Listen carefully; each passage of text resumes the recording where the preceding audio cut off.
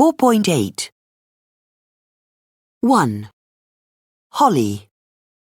Are you a risk-taker? Generally, definitely not, and I think that started early in life when I was a little girl.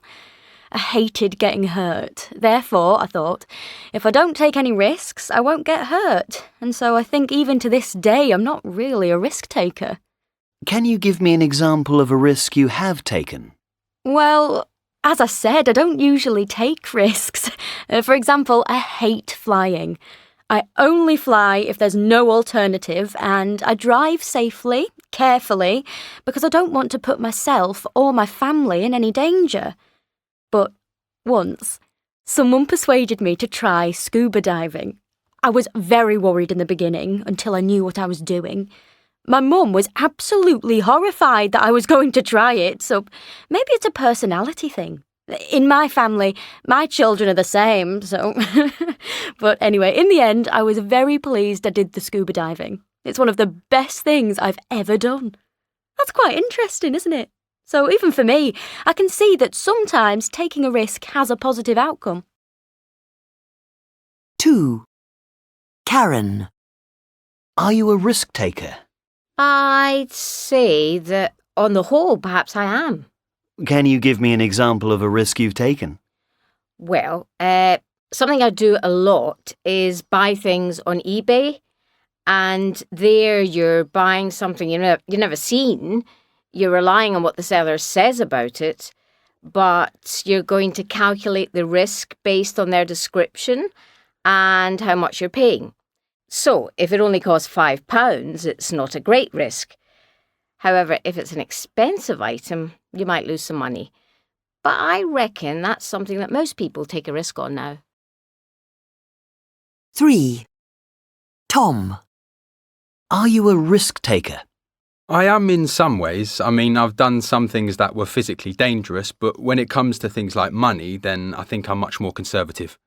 Can you give me an example of a risk you've taken? Well, when I finished university, my mum and dad just wanted me to apply for a normal kind of job. For example, working for a company.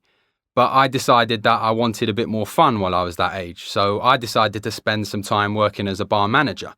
And I worked at loads of different food and drinks festivals all over the UK. I knew it would affect my CV because employers are always asking you questions about why you chose to do that, how was that useful to you, and just saying it seemed like a fun idea isn't a very good answer.